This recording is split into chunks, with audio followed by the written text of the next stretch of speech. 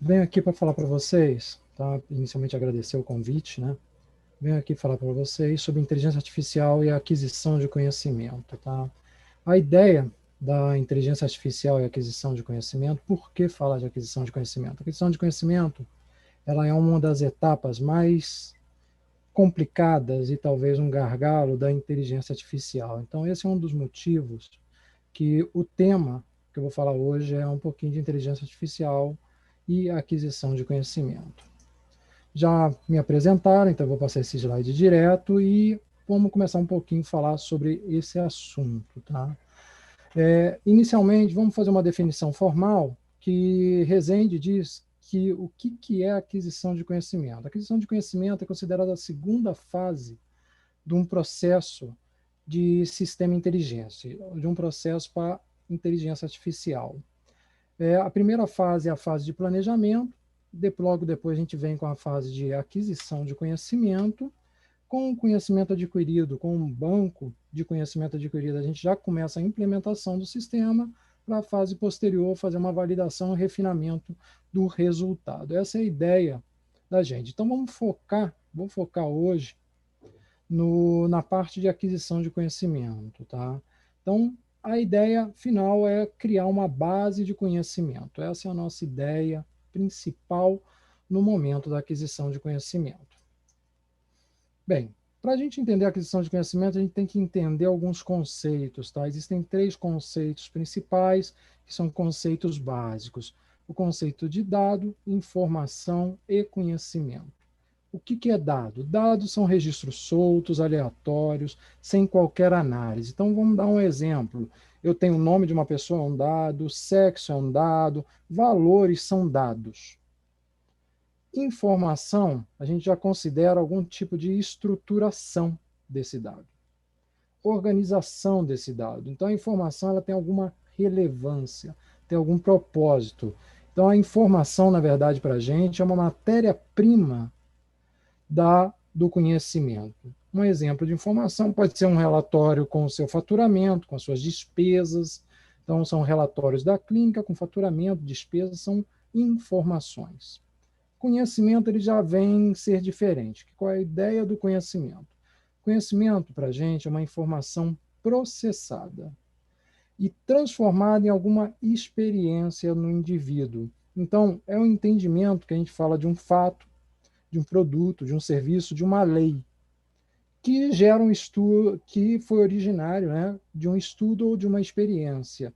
Então, por exemplo, eu posso ter um conhecimento que fala, se o faturamento for alto e a margem de lucro for alta, então eu compro um novo equipamento. Isso é um conhecimento, tá? Isso é uma regra que eu posso utilizar num conhecimento. O que a gente busca é conhecimento. Hoje em dia, a gente tem dados de várias formas, dados hoje têm muito valor. Temos informações em sistemas, normalmente sistemas de controle de clínica, sistemas de controle têm informações, mas o conhecimento ele tem que ser trabalhado. E para isso a gente precisa de um processo que é a aquisição do conhecimento. Existem 2 tipos de conhecimento, tá? Então a gente trabalha com 2 tipos de conhecimento. O conhecimento que a gente chama de conhecimento explícito, que é o conhecimento formal, explicado, declarado, tá? Vem do latim explícitos, né? Esse tipo de conhecimento a gente encontra em livro, na internet, com outros meios a gente encontra o conhecimento explícito. Então, é um conhecimento que está claro, que está fácil para a gente encontrar. E existe o conhecimento tácito, né? Que é aquele que está na cabeça das pessoas. Também é conhecido como know-how das pessoas. Tácito vem do latim, que é não expresso em palavras. A grande dificuldade do conhecimento tácito é que ele está na cabeça das pessoas. E muitas vezes a própria pessoa nem sabe que tem esse conhecimento e não sabe como expressar esse conhecimento. Essa é a ideia do conhecimento tácito. O processo de aquisição de conhecimento, o processo de desenvolvimento de uma aplicação de inteligência artificial é o processo que a gente tenta adquirir o conhecimento tácito, tá? Que são os dados escondidos a gente não vê claramente. Então, é muito difícil essa aquisição desse conhecimento tácito. Por quê? Volto a dizer, às vezes algumas coisas são tão triviais que não são explicadas. E para a gente desenvolver um algoritmo de inteligência artificial, a gente precisa muitas vezes do detalhe dessa explicação, que a gente não tem, tá? No caso do conhecimento tácito. O conhecimento explícito ele já está todo declarado para a gente. Bem, uma outra definição que a gente tem, que Buchanan definiu em 1983, que a aquisição de conhecimento é a transferência do conhecimento especializado, que é o conhecimento tácito, normalmente tácito, com potencial de resolução de problemas para um computador. A ideia é aquilo que eu falei ainda há pouco. Pegar o conhecimento tácito, transformar num algoritmo computacional visando melhorar ou ajudar de alguma forma alguma área de conhecimento. Essa é a ideia básica da aquisição de conhecimento. Essa é a ideia básica da transformação do conhecimento tácito em conhecimento explícito ou em um algoritmo de inteligência artificial. Bem, o resultado final dessa aquisição de conhecimento é a nossa base de conhecimento. Tá? A base de conhecimento, ela tem toda a informação que eu preciso para desenvolver um algoritmo de inteligência artificial. Não esqueçam que depois da aquisição de conhecimento, o próximo passo é a implementação, que é o desenvolvimento do algoritmo. Uma característica tradicional hoje em dia é que muita gente se preocupa no algoritmo e muitas vezes não tem os dados para definição do algoritmo. Não ter os dados é uma dificuldade para desenvolvimento de inteligência artificial. Então, esse processo de aquisição de conhecimento, ele é muito importante. Como eu posso dizer para vocês, a aquisição de conhecimento, por ser importante, muitas vezes também é o gargalo.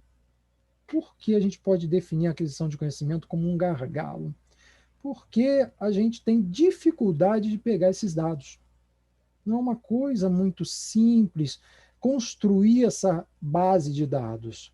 Normalmente, nossos dados não estão arrumados, não estão classificados e muitas vezes estão dispersos. Isso torna muito difícil para a gente criar uma base de conhecimento. E, para piorar, não existe uma metodologia padronizada para fazer isso, e muito menos confiável, né? Então, não existe assim, siga esses passos, não existe isso. Então, existem métodos, várias metodologias para tentar conseguir isso, mas não existe um padrão para a gente tentar adquirir esse conhecimento. E essa fase, inclusive, pode ser a fase que você desiste do algoritmo de inteligência artificial. Por que você desiste desse algoritmo? Porque você não tem os dados para fazer a inteligência artificial, tá? Ou fazer toda, implementar a técnica de inteligência artificial. Então, a gente tem uma dificuldade grande nessa aquisição. Então, por isso que muitos autores consideram a parte de aquisição de conhecimento o gargalo da inteligência artificial. Bem, como eu disse para vocês, o conhecimento tácito é difícil de extrair, tá? Pois tem muitas coisas que não são naturais, não são tão fáceis de pegar de um especialista. Não esqueçam que para fazer qualquer desenvolvimento em inteligência artificial, você tem que ter um conhecimento da área. Sem ter uma pessoa que conhece a área, você não consegue fazer o desenvolvimento de qualquer algoritmo em inteligência artificial. Você precisa ter esse conhecimento da área, tá? E é importante ter um especialista da área, mas tem coisas que para o especialista são tão naturais que ele não explica. Mas para a gente desenvolver o algoritmo, é importante ter essa explicação. E a gente tem que tentar dar estímulos para esses especialistas falarem para a gente o que é importante. E existem técnicas para fazer isso. A gente divide essas técnicas de aquisição de conhecimento em 3 grupos: manuais, semi-manuais e automáticas. Vamos falar rapidinho de cada um desses grupos. Técnicas manuais. Na verdade, a gente considera a aquisição de conhecimento baseada em técnicas manuais, técnicas onde a gente busca o conhecimento de forma, como o próprio nome diz, manual. Tá? Então, o que é forma manual? Posso ir pegar um livro e estudar, para tentar descobrir esse conhecimento. Posso buscar na internet, posso fazer entrevistas com um especialista na tentativa de extrair esse conhecimento. Existem várias práticas, tá? Existem vários livros que explicam como fazer entrevista para tentar adquirir conhecimento. Então, existem vários livros para isso, que vocês podem ver, para tentar adquirir esse conhecimento. Por quê? A gente pode fazer uma entrevista estruturada, uma entrevista não estruturada. Uma entrevista estruturada tem vantagens que você segue um roteiro, porém, às vezes tem conhecimentos ocultos que você não consegue capturar numa entrevista estruturada, só com uma entrevista não estruturada. Porém, o mais importante, não tem como entrevistar um especialista na área, não tem como ajudar um especialista na área sem o conhecimento prévio. Você não tem como gerar uma inteligência artificial ou adquirir conhecimento para a inteligência artificial sem o conhecimento na área. Tá? Então, tem que ter um conhecimento mínimo da área para você trabalhar com essas técnicas manuais. Uma técnica manual que é muito interessante, que é importante a gente falar, é a técnica manual de acompanhamento. Você acompanha alguma pessoa da área trabalhando e muitas vezes você consegue adquirir conhecimento só olhando a pessoa trabalhando, consegue adquirir, mapear o raciocínio dessa pessoa e extrair conhecimento em cima de casos reais. Isso pode te ajudar na hora que você desenvolve algoritmos de inteligência artificial e prepara os dados para a implementação. Isso pode ajudar bastante, tá? Então, acompanhar muitas vezes é importante. É normal a gente dar um exemplo nesse tipo de coisa, tradicional na área, a gente dá um exemplo. Por exemplo, alguém parou para pensar como dirige um carro? Quais são os passos que você faz para dirigir um carro? A gente é tão automático para a gente que a gente nunca parou para pensar os passos que você faz para fazer dirigir um carro. A gente tem que imaginar, na área de inteligência artificial, que o computador ele não sabe nada. E a gente tem que ensinar o detalhe, tudo para ele. E a gente não pode omitir nenhuma informação, porque senão o algoritmo não fica perfeito.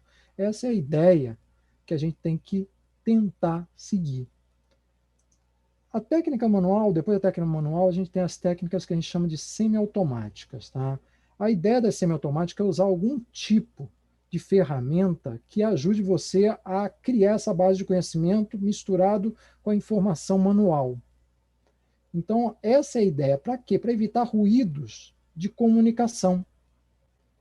Porque às vezes uma pessoa faz a entrevista, uma outra pessoa transforma para a base, uma terceira pessoa faz uma implementação, e nesse meio do caminho, a informação vai se perdendo, ou vai tendo ruído nessa informação. E aí você não consegue trabalhar com a informação de forma precisa. Essa é a ideia aqui. Essas metodologias também elas reduzem a quantidade de pessoas envolvidas no processo, porque a própria pessoa que está fazendo essa aquisição de conhecimento, ela pode utilizar uma ferramenta. Pessoal, a pessoa que faz a aquisição de conhecimento, o nome formal disso é um engenheiro de conhecimento, tá? Então ele é conhecido como engenheiro de conhecimento. Quem faz essa aquisição, quem faz essas entrevistas, o nome dessa pessoa é engenheiro de conhecimento. Vamos para a parte que está mais, hoje em dia, mais importante hoje em dia, que são as técnicas automáticas, tá? A ideia da técnica automática é utilizar o que a gente chama de aprendizado de máquina, machine learning. A ideia do aprendizado de máquina é que você desenvolve algoritmos e metodologias para aprender. para adquirir conhecimento. É uma área específica da inteligência artificial, algoritmos de aprendizado. Então, a ideia é pegar um algoritmo computacional com uma base de dados relevante ao seu problema e fazer com que o computador aprenda a informação sem precisar fazer muita entrevista, sem precisar buscar toda a informação de um especialista. Ou seja, o computador, entre aspas, aprende sozinho o conhecimento. Tá? Essa é a ideia. A ideia da técnica automática é trazer isso para a gente. Então, vamos falar um pouquinho mais de técnicas automáticas. Vamos falar de machine learning, né? Então, para que serve machine learning? Bem, hoje a gente tem que botar na cabeça que a gente está numa revolução. As pessoas falam que a gente está numa revolução. Estamos na quarta revolução industrial, que é conhecida como indústria 4.0. Na área de saúde, a gente denomina isso de saúde 4.0. Tá?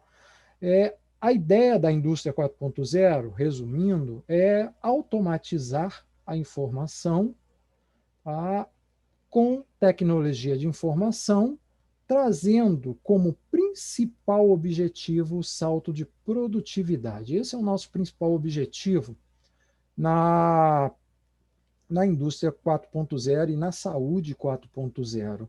Tá? Existem alguns pilares, são palavras que vocês já devem ter ouvido falar, dessa área. Quais são esses pilares dessa área?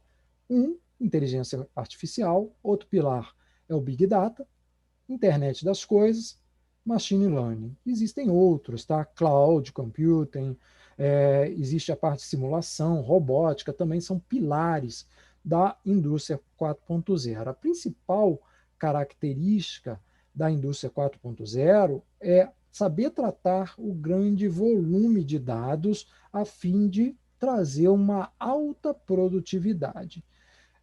Quando eu falo um pouquinho de cloud, eu falo também um pouquinho de aquisição de conhecimento, porque a ideia qual é? É botar no cloud, na cloud, né, toda a nossa base de dados num ponto único.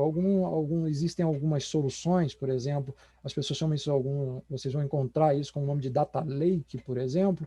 A ideia é juntar toda a informação da empresa num único ponto, a fim de adquirir conhecimento e trabalhar esses dados para que aumente a sua produtividade. A gente tem uma série de dificuldades em cima disso hoje em dia, mas já é possível fazer esse tipo de implementação.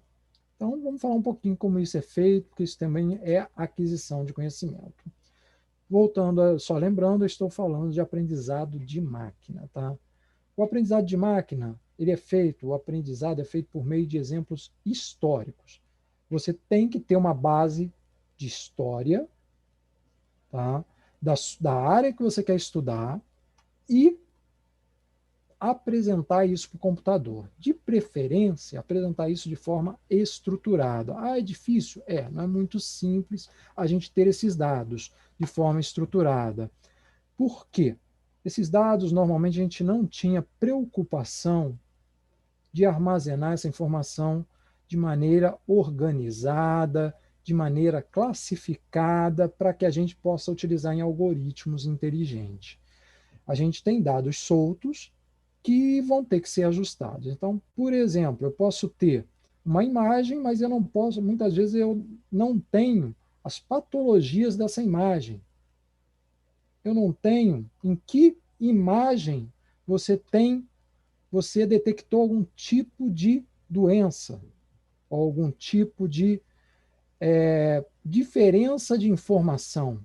No laudo, quais são as palavras-chave de um laudo? Como eu classifico isso?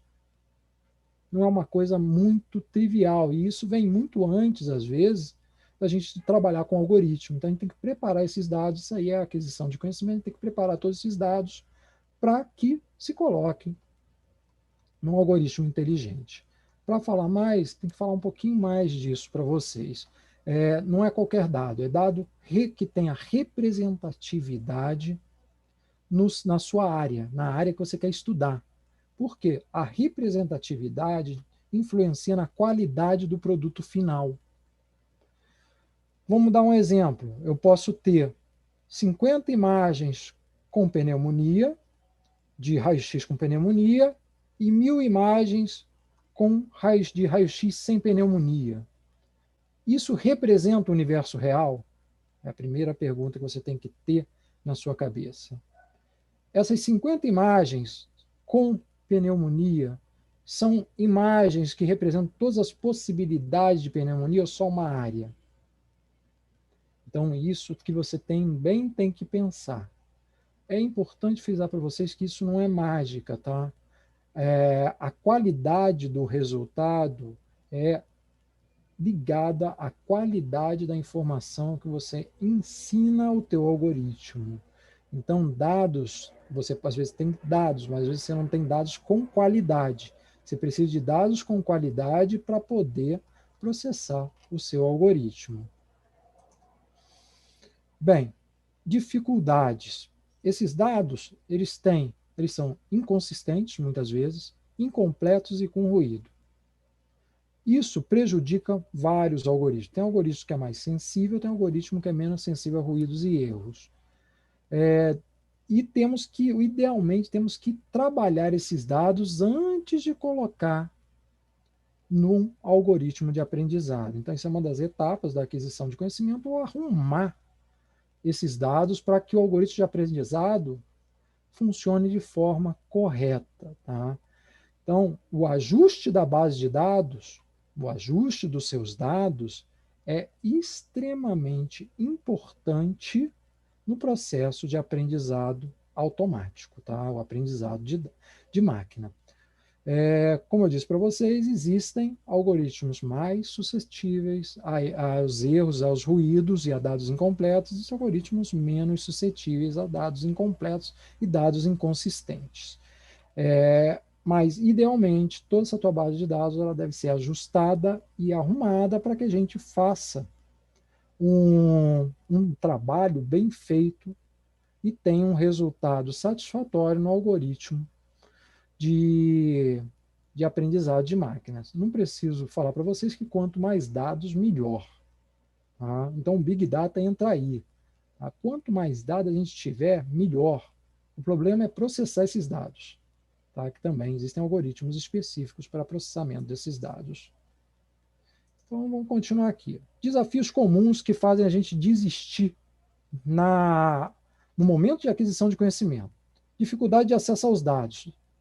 Por exemplo, eu posso ter os dados, só que eles estão armazenados em backup, que é difícil de pedir, todo distribuído e não organizado. Muitas vezes a dificuldade só de juntar esses dados faz a pessoa desistir.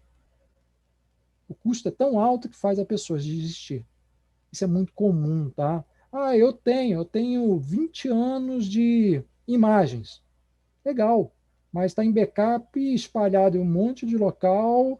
Uma pessoa vai demorar 2 anos só para recuperar esses 20 anos de imagem. Muitas vezes a gente desiste nesse momento. Tá? Então, isso é uma dificuldade comum, é muito comum isso. Eu estou falando de imagem, mas isso pode ser base de dados, pode ser prontuário, pode ser várias informações. Tá? Outra coisa, não adianta a gente ter uma infinidade de dados sem organização ou padrão. Porque eles têm que ser organizados e têm que ser padronizados, classificados, dependendo do algoritmo, tem que ser feito até mais alguns passos. Isso dá muito trabalho. Se você já não tiver isso, pode ser que você desista no momento da aquisição de conhecimento.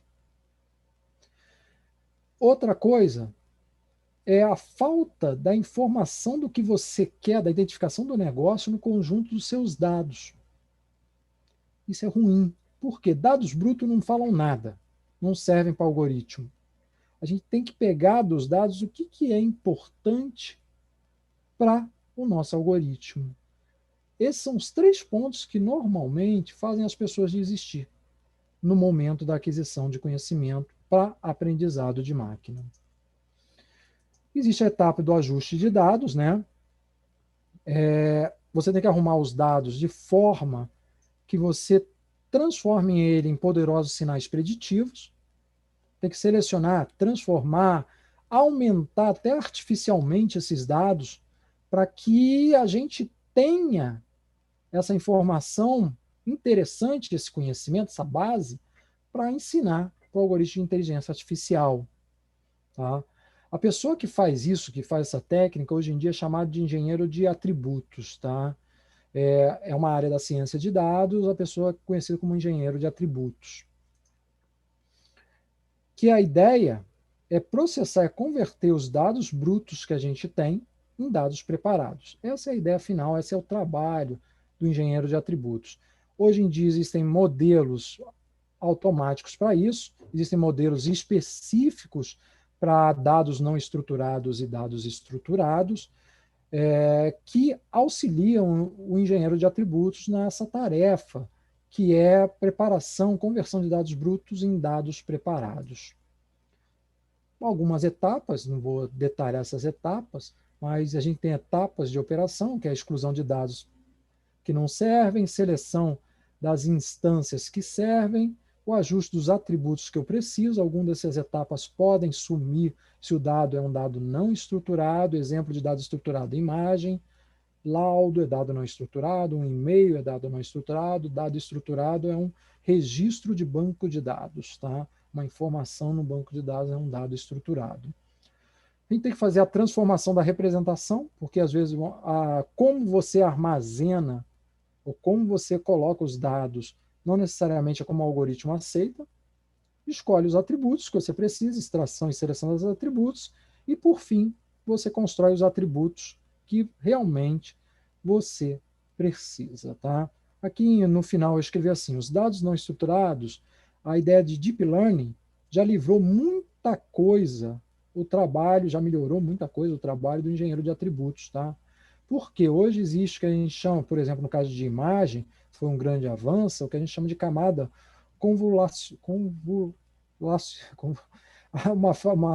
uma camada que faz uma convolução na informação, que faz um pré-processamento para a gente trabalhar essa informação. Isso foi um grande avanço, tá, pessoal? Antigamente não existia isso, não. Alguns anos atrás não existia isso. Isso foi graças ao poder computacional, tá, e ao aprendizado profundo que trouxe isso para a gente. Bem, vamos rapidamente falar dos tipos de aprendizado de máquina, né? A ideia é, existem dois tipos de aprendizado de máquina, basicamente, o aprendizado supervisionado e não supervisionado. O supervisionado é quando eu mostro o dado e o objetivo para ele e falo, aprenda buscando esse objetivo.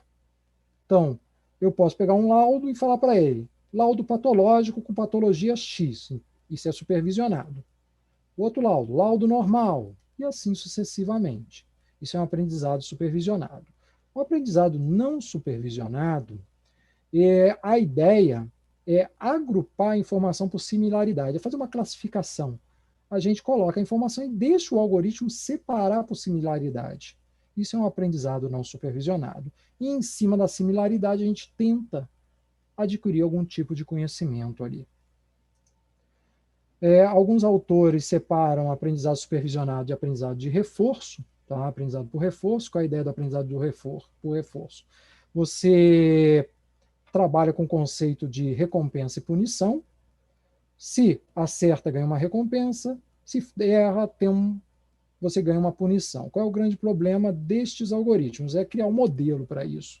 Tem modelos que são muito fáceis, modelo de jogos é muito fácil dar o conceito de recompensa e punição, porém, o modelo, por exemplo, que a gente faz de um carro que dirige sozinho, é muito complicado dar o processo, fazer um modelo matemático de recompensa e punição. Mas é bastante utilizado também isso, o aprendizado baseado em reforço. Tá? Para finalizar, posso falar para vocês que existem basicamente três tipos, a gente classifica três tipos de algoritmos de aprendizado: simbólico, onde a gente cria o conhecimento, armazena o conhecimento através de expressões lógicas, árvores, regras de produção, é o que a gente chama de paradigma simbólico de aprendizado. Normalmente isso você bate o olho, a pessoa, o ser humano olha e compreende as estruturas. Existe o conexionista, modelo matemático do neurônio, conhecido, vocês devem conhecer como, alguns conhecem como redes neurais, tá? Não é fácil interpretar, você não sabe o que aconteceu ali, mas o modelo matemático aprende em cima disso, tá? Então, essa é a ideia do conexionista. E o evolucionário, a ideia do evolucionário, a gente coloca modelos baseados na evolução natural. Tá? Através da reprodução genética, a gente utiliza algoritmos que simulam, algoritmos matemáticos, que simulam essa evolução natural. Isso é mais, algoritmos conhecidos são algoritmo genético e programação genética. Senhores, a gente pode misturar essas técnicas, tá? Então, não é obrigatório você usar uma técnica só. Você pode fazer a mistura dessa técnica. Bem, para finalizar, é importante falar para vocês que a busca no final do conhecimento tácito traz melhorias, né, para a gente em todas as áreas, melhorias de otimização e melhorias no mecanismo da área de saúde. A nossa busca de transformar o conhecimento tácito em sistema vem desde a década de 50, quando começou a inteligência artificial. Teve momentos de parada e momentos de evolução disso. Isso traz impactos muito fortes na saúde, como medicina preditiva, gestão, tá, de saúde integrada. Então, existem impactos, tá, que a gente pode ter. A gente pode ter um acompanhamento personalizado de um paciente, rapidez de identificação de problemas. Então, existe um ganho em transformar o conhecimento tácito e explícito. E a parte de aquisição de conhecimento é o primordial para isso. Um dado bem arrumado, bem organizado, é o mais fácil de se transformar em conhecimento. E é a etapa que a gente pode considerar hoje uma das mais complicadas, mais difíceis de conseguir, porque depois com esses dados pronto é modelar o sistema e poder computacional. Mas o ajuste dos dados, dados relevantes, é muito trabalhoso para a gente. Bem, é isso aí que eu queria falar para vocês. Obrigado. Tá? Aqui estão meus contatos, se alguém quiser entrar em contato comigo. E é isso que eu tinha para falar de aquisição de conhecimento. Novamente, obrigado pelo convite e estou aberto aí para as perguntas.